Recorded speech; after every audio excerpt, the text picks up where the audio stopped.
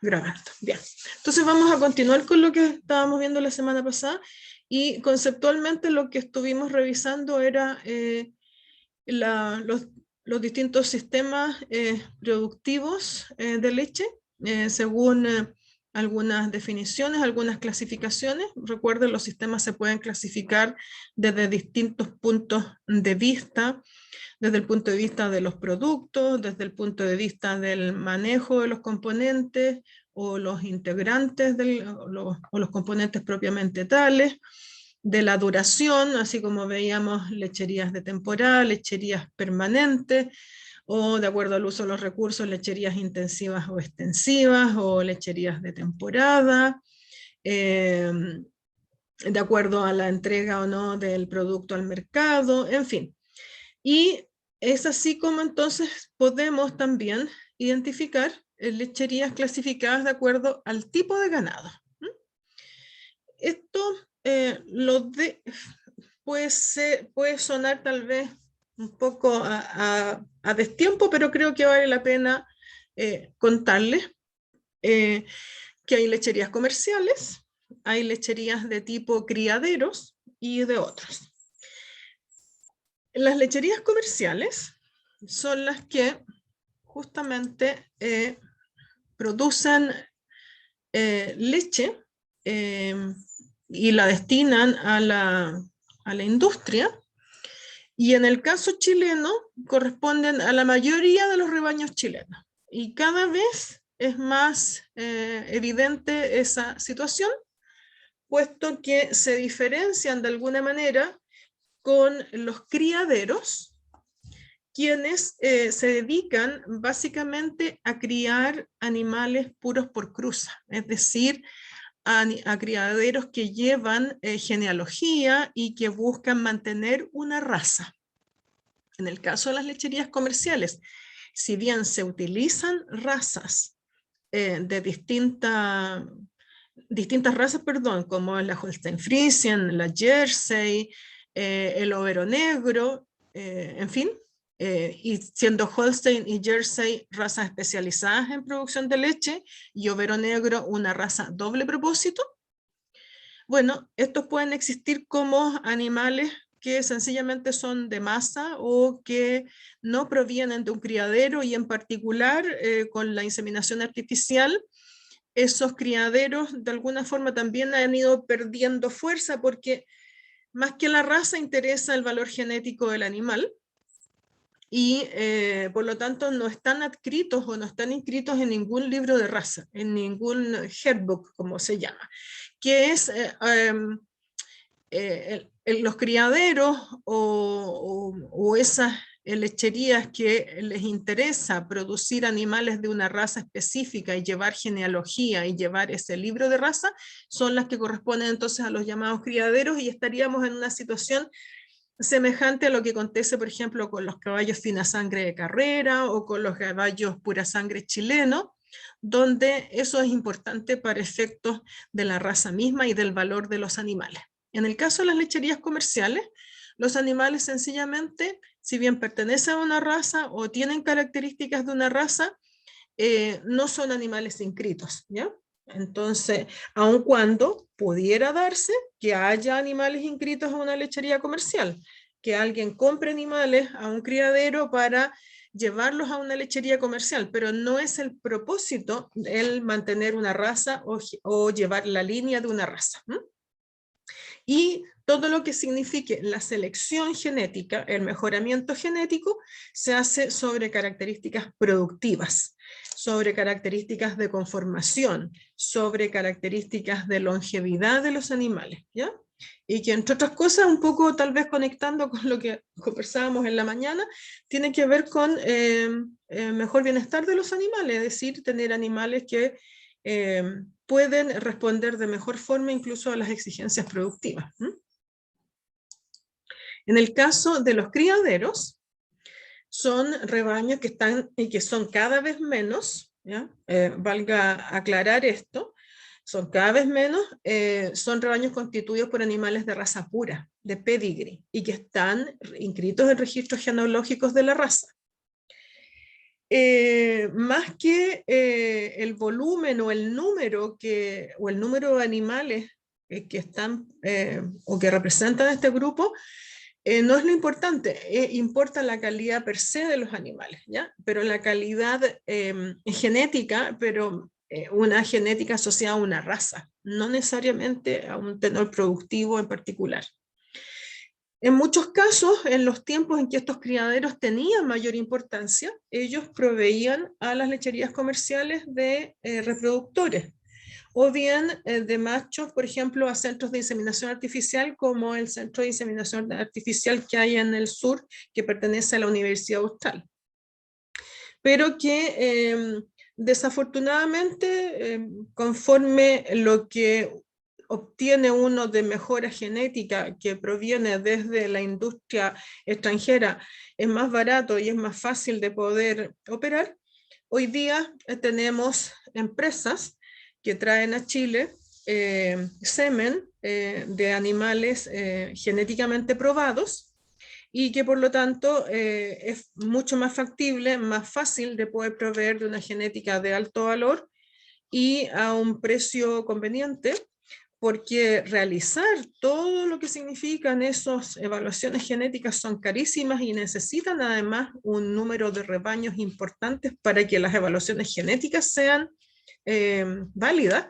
Por lo tanto, hoy día el hecho de que tenemos a nivel nacional el flujo de material genético desde fuera, esa parte que era en algún momento importante desde los criaderos, proveer machos al centro de inseminación artificial, también ha ido perdiendo importancia, ¿ya? Lo interesante es que cuando uno está enfrente de estos criaderos o estaba enfrente de estos criaderos, el cuidado o el trato de los animales era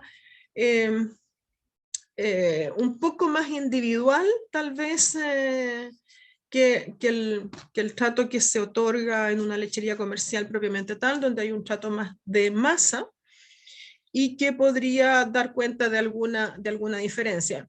Por ejemplo, yo recuerdo siempre a un productor de la zona sur que si bien se recomienda, por ejemplo, la crianza de las terneras, hacerla con dieta líquida durante 2 meses, a él le gustaba hacerla muchísimo más larga y la hacía de 3 meses, incluso un poco más.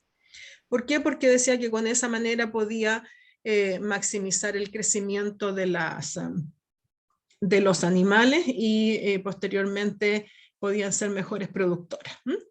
Entonces, eso es un poco lo de los criaderos. Hoy día, no sé si desgraciadamente o afortunadamente ya no existen, incluso que era característico y que se ha ido perdiendo y relacionado justamente con estos criaderos, era que estaban las ferias ganaderas, donde se hacían concursos y donde iban los productores con sus animales, los exponían y de acuerdo a sus antecedentes productivos y sobre todo a sus características morfológicas, por ejemplo, ganaban premios y tenían el premio a la mejor vaca, a la mejor vaquilla, al mejor toro, en fin.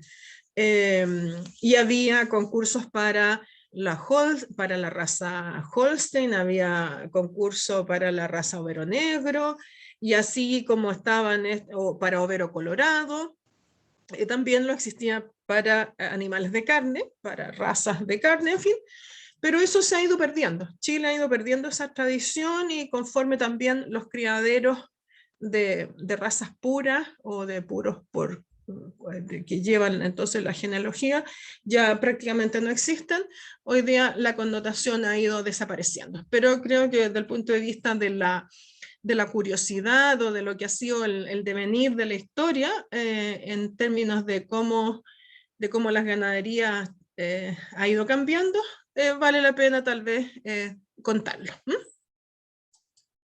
Y en el caso de otros tipos de ganado, bueno, básicamente es donde hay lecherías que pueden eventualmente tener animales finos, es decir, que derivan de estos criaderos, y animales sencillamente comerciales, o lecherías con cruzas interraciales.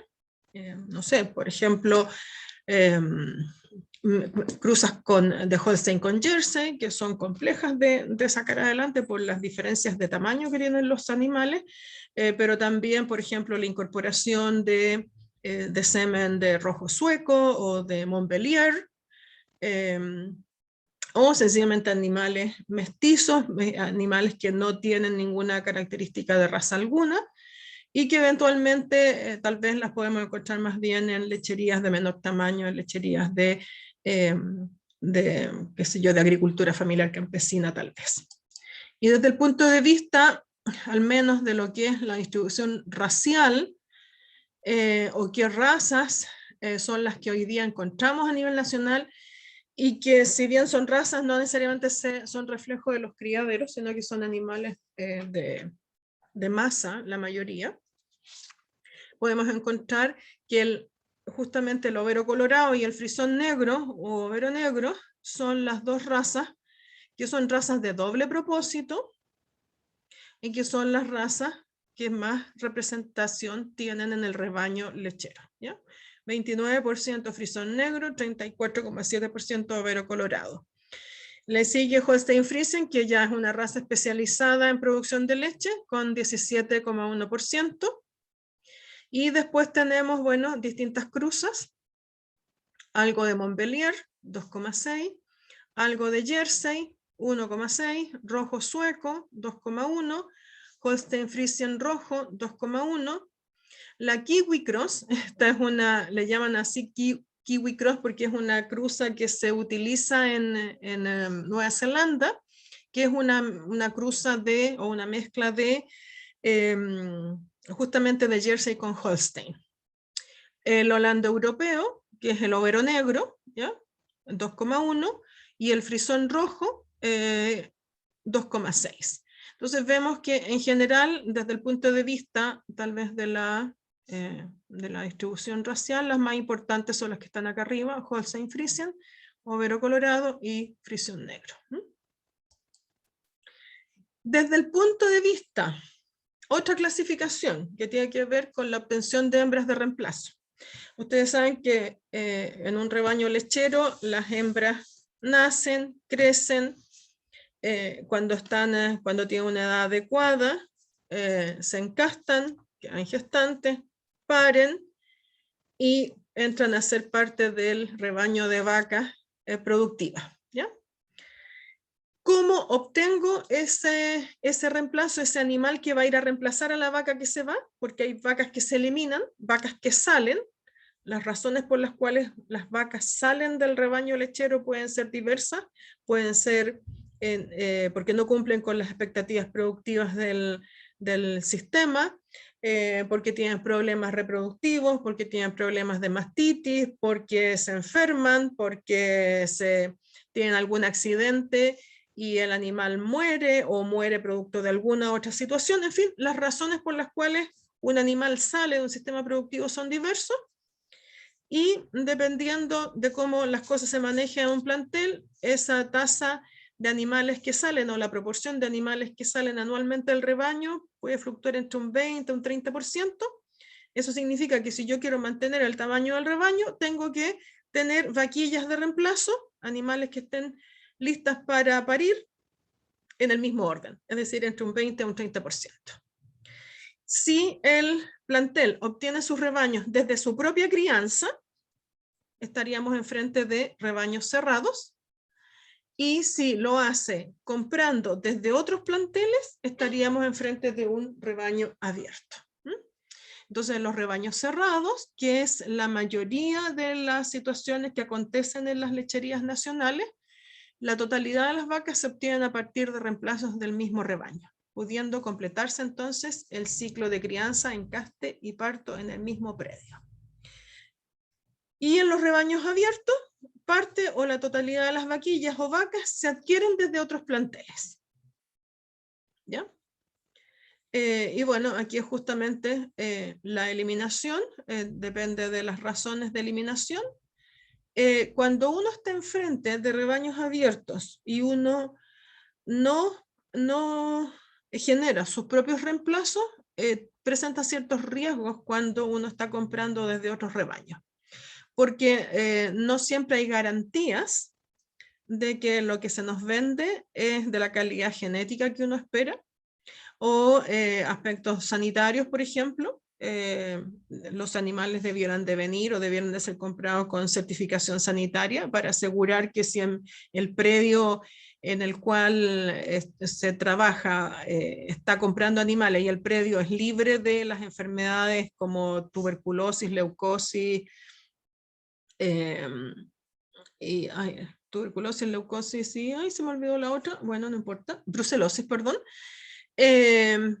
Tengo que tener la certeza de que el predio donde estoy comprando también está libre de, porque si no voy a estar involucrando, estoy a introducir en mi rebaño o en el rebaño en cuestión animales enfermos que podrían entonces echar por tierra el programa de manejo o la situación libre de. Entonces, esos son los riesgos de los rebaños abiertos.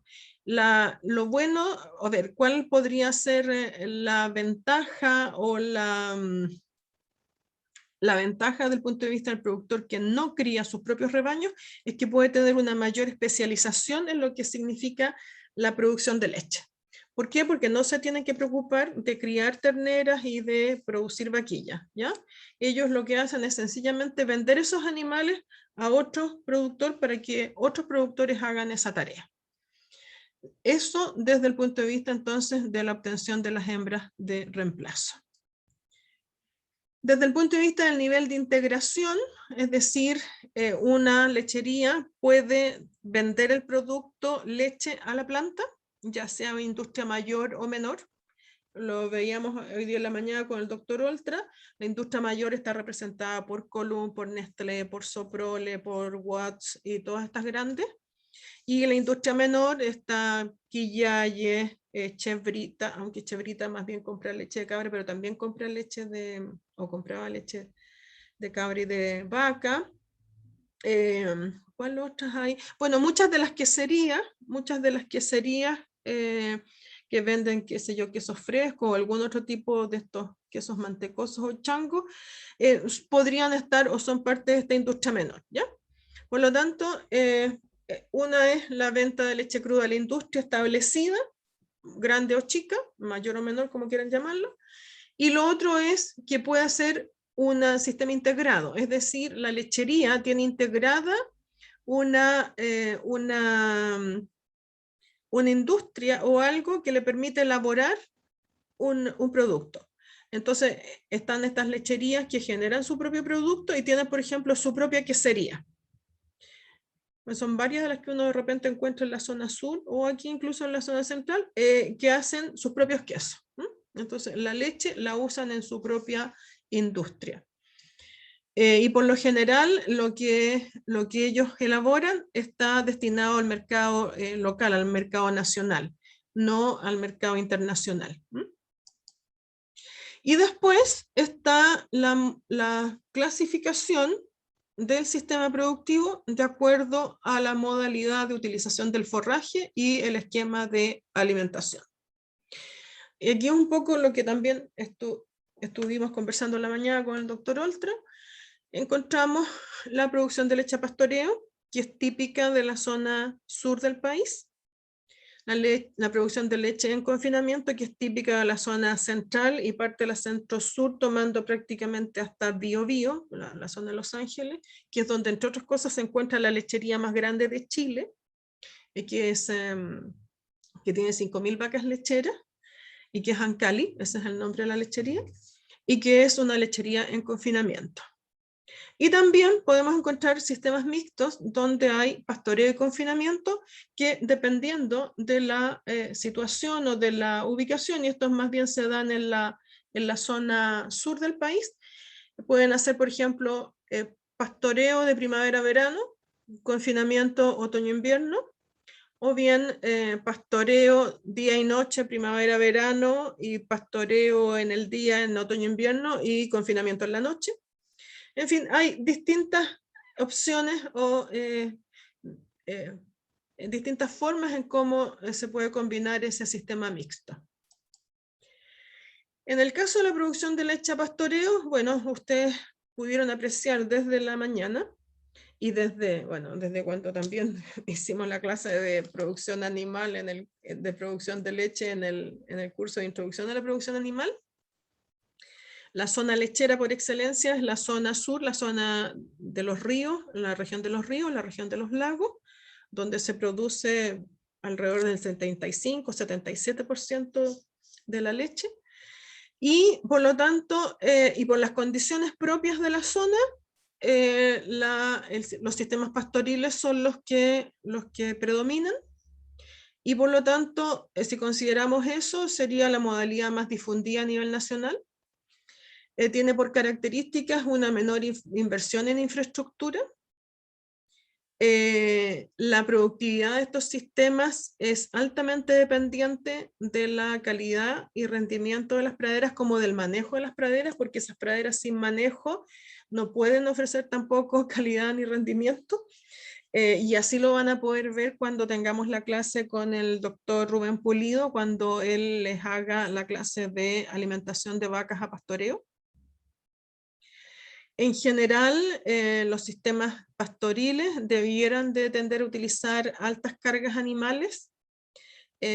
Como lo veíamos en la mañana, el doctor Oltra manifestaba que hoy día el nivel de producción por hectárea era del orden de 7.000 y tantos litros, en circunstancias que el potencial debiera ser prácticamente el doble.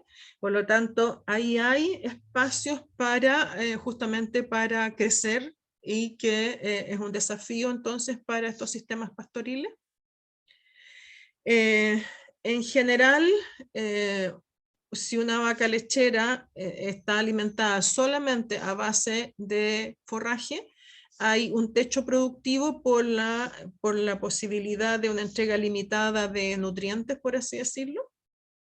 Si uno quisiera levantar ese nivel productivo, sencillamente de manera obligatoria tiene que entrar a hacer algún tipo de suplementación con concentrado, y eso ya involucra tener algún tipo de infraestructura en algún momento de lo que es la vida o la rutina diaria de estos animales, que de la pradera van a la sala de ordeña y de la sala de ordeña a la pradera. Si voy a suplementar, necesito entonces ver cómo lo hago.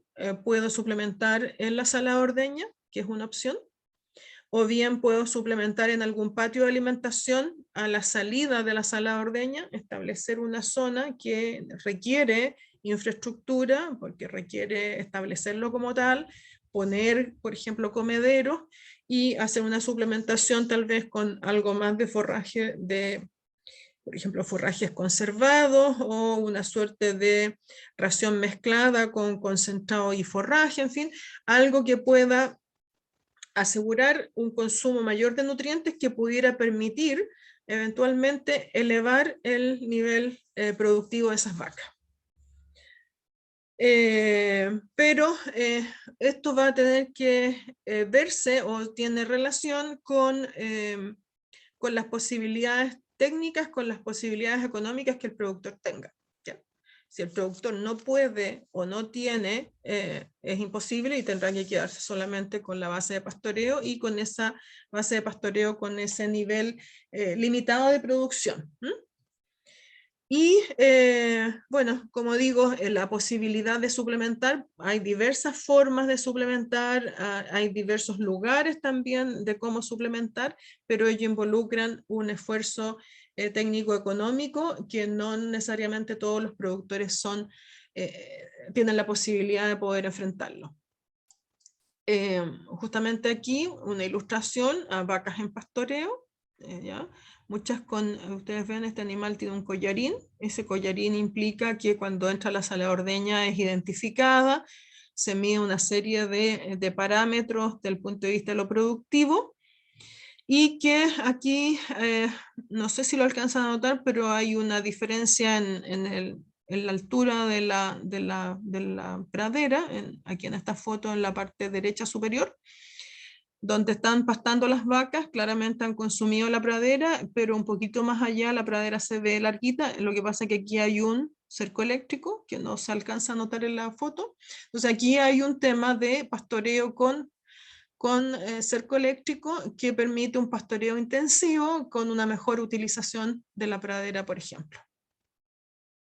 En este otro caso, la situación no se ve tan así y aparentemente hay un pastoreo un poco más, más extensivo, sin la oferta de franjas de forraje o sin la oferta de franjas de pradera, donde entonces el animal selecciona, florea un poco más, como se dice en el campo, y donde la utilización de la pradera entonces tiene una menor eficiencia.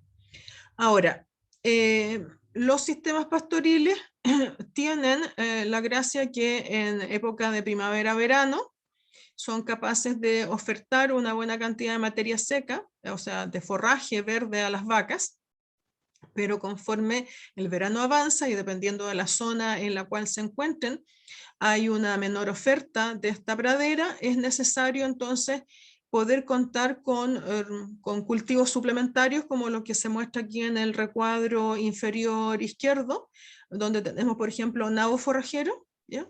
Y el nabo forrajero es una brásica, es como los rabanitos, pero bien grande, de tamaño gigante, y que es un cultivo suplementario de verano, y por lo tanto en verano las vacas pastorean con cerco eléctrico estos nabos, ellos lo consumen y entonces es factible de tener, por ejemplo, una suplementación para estos animales y poder extender un poco más allá entonces el nivel, el periodo de lactancia de las mismas. También está la posibilidad, en la medida que haya riego, estos riegos tecnificados de los cuales hablaba el doctor Oltra, la posibilidad de, por ejemplo, de producir alfalfa. La alfalfa hasta hace algún tiempo atrás se concebía que podía llegar hasta la zona de Los Ángeles y alfalfas en la zona sur como algo imposible. Una, por las características de los suelos, que tienen que ver, por ejemplo, con la acidez del suelo. La alfalfa no tolera suelos ácidos. Entonces, para poner alfalfa, lo que se hace es corregir el pH del suelo, se le agrega la cal, el carbonato de calcio, entonces el suelo se basifica, se tiende a un tenor más neutro, y sí hay que tener riego para poder entonces tener este cultivo que básicamente ofrece forraje en verano. Esto como ejemplos de lo que pueden ser cultivos que están entonces complementando lo que es el pastoreo de vacas lecheras. Frente a esto tenemos el sistema pastoril neozelandés duro, que básicamente se basa en una utilización de la dieta en máxima cantidad, más del 80% de la dieta es pradera. En el concepto estricto de lo que es un sistema neozelandés prácticamente no hay posibilidad del uso de concentrado. Hoy día se ha flexibilizado un poco y la adecuación del sistema neozelandés al sur involucra, sí, básicamente pradera, pero eventualmente con algún tipo de suplementación de alguna manera. En el caso más habitual tal vez vamos a encontrar el sistema pastoril con suplementación, donde la pradera tiene un efecto importante, un aporte importante del orden de 40-60% y tal vez un poquito más, para poder ofrecer al animal, y donde, claro, por supuesto, si estamos incorporando concentrado o cultivos suplementarios o alguna otra cosa de esa naturaleza, los costos de alimentación va a ser mayor, pero sí se puede obtener una producción que es mayor, y también vamos a tener la posibilidad de extender la lactancia por más días, es decir, llegar al óptimo de unos 305 días, que es lo que una lactancia estandarizada dura. Entonces, cuando nos enfrentamos a sistemas pastoriles, tenemos que pensar en el neozelandés puro, pero también en un sistema pastoril con suplementación. Y de alguna forma, tener en cuenta sí siempre que el uso de pradera en las dietas de las vacas es cuando uno puede obtener los menores costos de producción por litro de leche. Y es por eso que justamente Nueva Zelanda, Australia, Irlanda, como países que representan justamente el uso de sistemas pastoriles y que prácticamente utilizan entre un 68, casi 70% de pradera como base de la alimentación de las vacas son las que tienen los menores costos de producción por litro de leche. Y la rentabilidad, en la medida que sea justamente el forraje y principalmente la pradera consumida, es la que, por ser la alimentación más barata, es la que da la posibilidad de un margen de rentabilidad mayor al sistema. Pero ciertamente requiere de un manejo de la pradera en buenas condiciones, ¿ya? Y es aquí donde, claro, tenemos la posibilidad de hacer las combinaciones.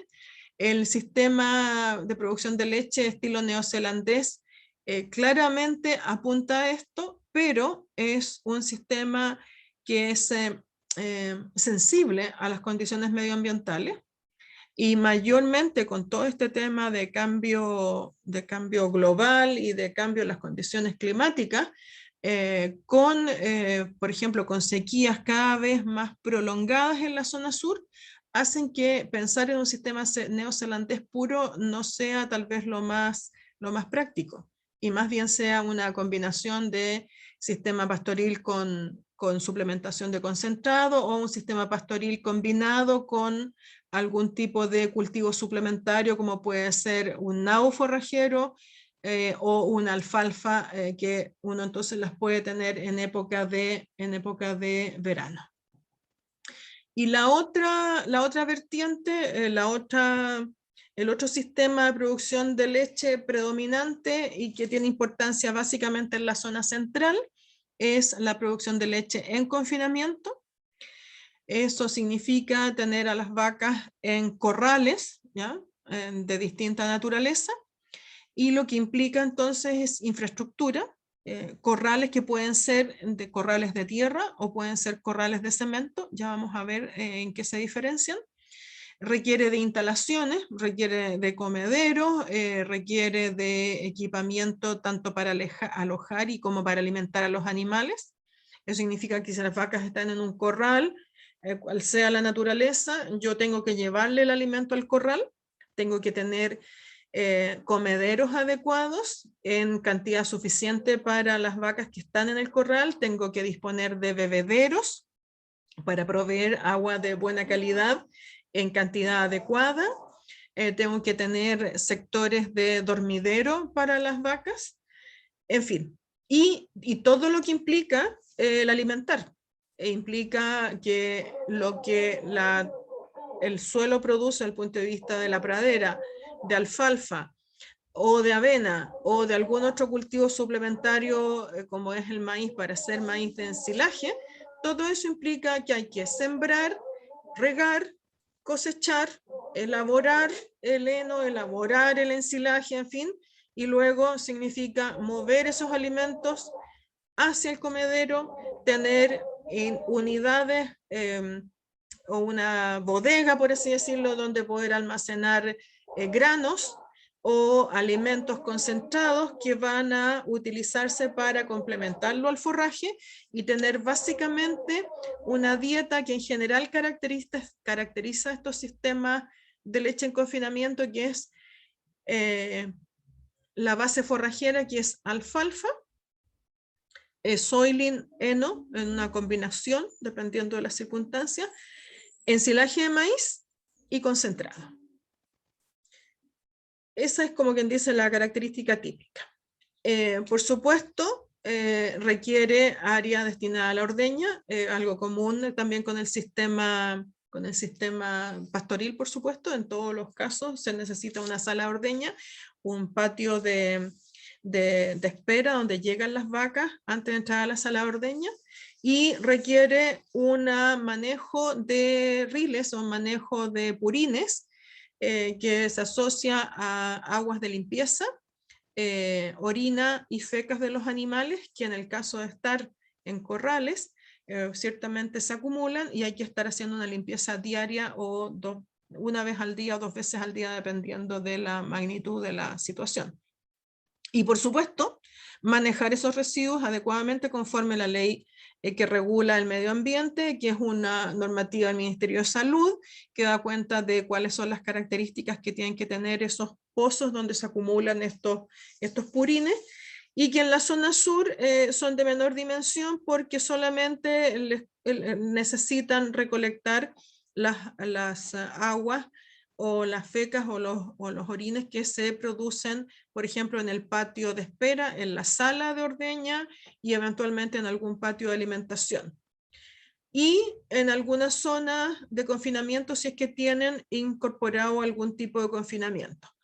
Pero ahí estarían las dos grandes diferencias entre los sistemas pastoriles y los sistemas de confinamiento. Entonces el sistema de confinamiento involucra una inversión muchísimo mayor en todo orden de cosas. Y aquí justamente podemos ver en la diapositiva superior izquierda un sistema de alojamiento en cubículos o free stall. Free stall significa que el animal tiene libertad de movimiento. Entonces estos son los cubículos, ¿ya? Están separados por estos separadores de metal en este caso, y eso entonces un separador y otro, entre separadores hay un espacio, después aquí hay otro espacio donde hay otra vaca, otro espacio donde hay otra vaca, así, para que entonces las vacas se echen, aquí puedan descansar. ¿Ya? Ustedes saben que gran parte del día la vaca se la pasa rumiando y por lo tanto se la pasa echada. Tiene que tener un lugar donde descansar. Y este es entonces un sistema de cubículos o free stall. Y esto implica tener pasillos pavimentados, ¿ya? Aquí hay un pasillo pavimentado y al otro lado del pasillo una zona de comedero donde la vaca va a estar recibiendo su dieta. En cambio, en la foto de acá abajo, en la que ven un gran corral y que es un corral de tierra, esto es lo que se llama dry lot, que es una suerte de traducción como de corral seco, y que también se le llama sistema californiano o corral californiano. ¿Por qué este nombre? Porque en California se utiliza bastante. La zona de California tiene características climáticas semejantes a las de nuestra zona central, que es un clima semiárido, un clima mediterráneo, ya tendiendo a lo semiárido conforme a los cambios que tenemos. Pero aquí entonces vemos que es una superficie muchísimo mayor. Aquí no hay cemento. En la periferia ya está una zona de comederos que tiene un techito que lo protege de la lluvia, del sol, para proteger el alimento. Acá hay unos techos altos que proveen de sombra. Y por lo tanto las vacas están en un corral donde necesariamente tienen de mayor espacio. ¿Por qué? Porque en este caso los animales orinan y defecan en el lugar y la limpieza del corral se realiza 1 o 2 veces al año, ¿ya? No todos los días como en el caso del sistema de cubículos donde la superficie de cemento, al ser impermeable, no permite que se absorban, por ejemplo, la humedad de la orina o incluso de la feca. En cambio acá sí ocurre, y ese material se va acumulando y 1 o 2 veces al año se entra con un tractor, con una pala frontal, y se saca esos desechos fecales y se puede utilizar entonces directamente como fertilizante. En el otro caso también se puede usar como fertilizante, pero en ese caso se usan como un fertilizante líquido. En este caso, en el de abajo, sería un fertilizante sólido. ¿Cuáles son las ventajas de la producción de leche en confinamiento? Bueno, que hay una mejor capacidad de utilización de las praderas. Se calcula que entre un 25 a un 40% de mejor utilización. ¿Por qué? Porque en este caso la vaca, al no salir a pastorear, no pisotea, no rompe parte de la cubierta vegetal y tampoco selecciona. Al no haber selección, justamente la disponibilidad al animal le aumenta, ¿ya? Sin embargo, si uno compara animales alimentados con forraje verde en confinamiento y se compara con animales en pastoreo, el hecho que la vaca que está en confinamiento no pueda seleccionar hace que eventualmente tenga una menor ganancia de peso, un menor rendimiento lácteo individual, pero permite una mayor producción de leche por unidad de superficie y un menor riesgo de meteorismo. Esto si uno solamente compara el consumo de forraje, ya sea a pastoreo un grupo y el otro grupo con el forraje verde cortado y ofrecido en el comedero, lo que se denomina soiling, sin suplementación de concentrado, ¿ya?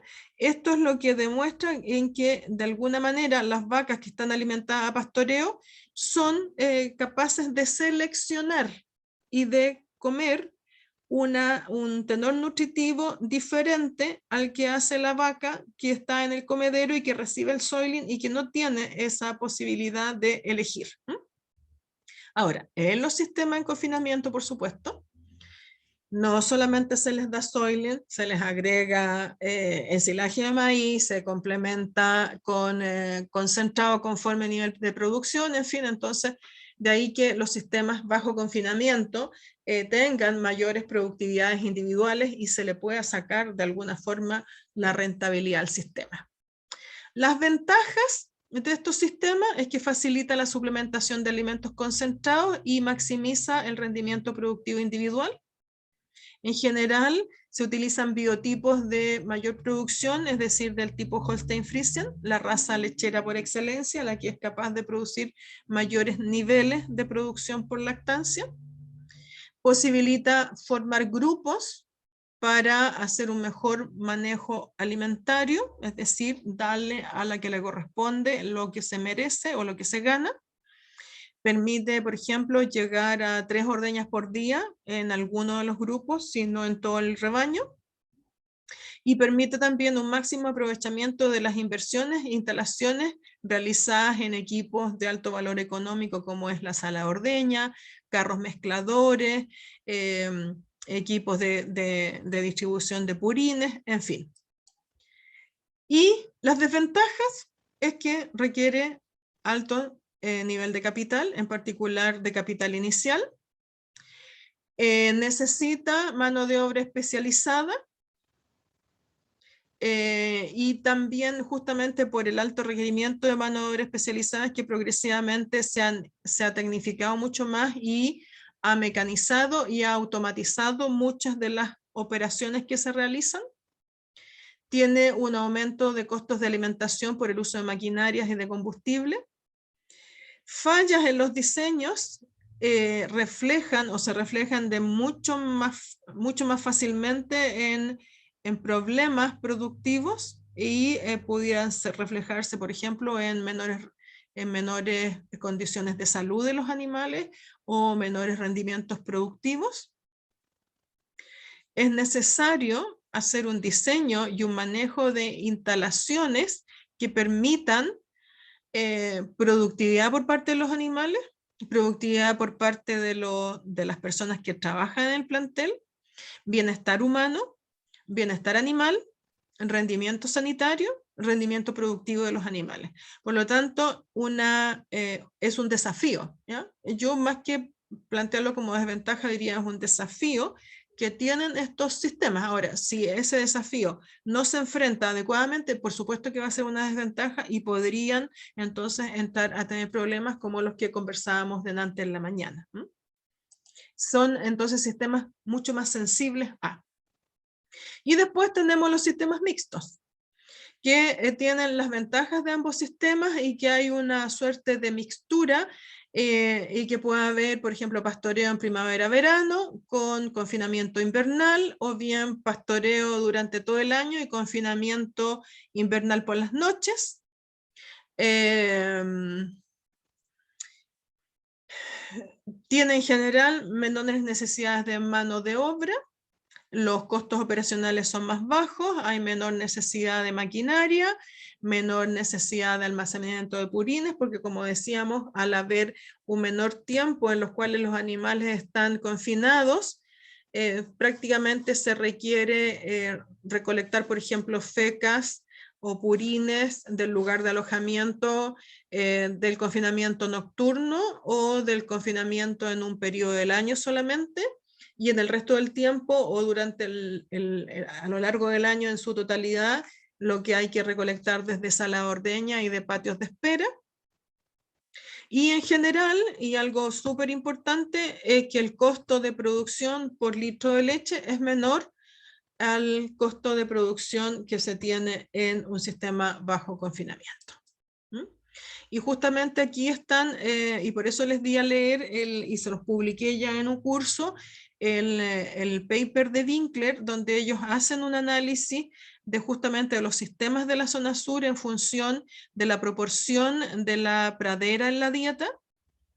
En la zona alta del gráfico, uso alto de pradera, y en la zona baja prácticamente poco uso o nada de pradera, y en el eje de las X a la derecha alta intensificación y a la izquierda baja intensificación, con lo cual entonces ellos logran identificar que en la zona sur puede encontrarse un sistema confinado. Eso significa poco uso de la dependencia de la pradera, con alta tecnificación, como sería un sistema 100% confinado, o bien acá el otro extremo arriba, con alto uso de la pradera, pero pastoril intenso, o bien un sistema intermedio, donde hay una mezcla de pradera y cultivo, o suplementación con pastoreo, o sencillamente baja intensidad de negocio con uso de pradera, y donde básicamente se utilizan animales de doble propósito.